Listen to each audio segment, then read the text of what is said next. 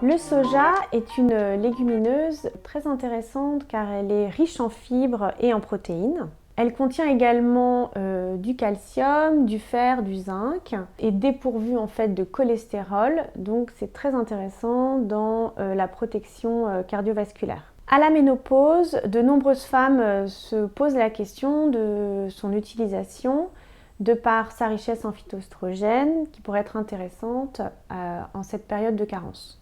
En ce qui concerne les femmes ayant des antécédents de cancer hormonodépendants, je le déconseille du fait des données qui ne sont finalement pas assez claires à ce jour.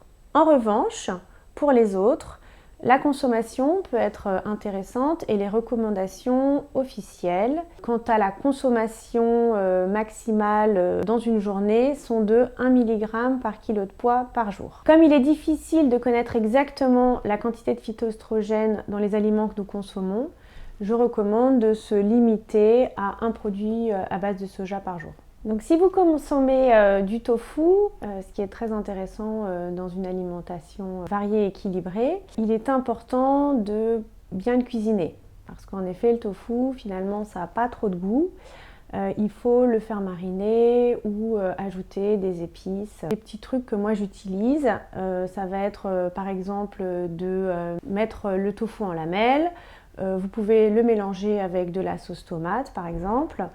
Ou encore le faire mariner avec de l'huile d'olive ou de l'huile de sésame, un petit peu de sauce soja. Vous pouvez le faire en wok avec des légumes ou encore de le couper en dés et de le mettre avec un curry, donc par exemple un peu de lait de coco, des épices, du cumin, du curcuma, de la coriandre. Et là, ça va donner un goût beaucoup plus sympathique. Si vous cherchez une version un peu plus onctueuse, on a le tofu soyeux qu'on utilise généralement dans les omelettes, dans les gâteaux ou encore dans les gratins.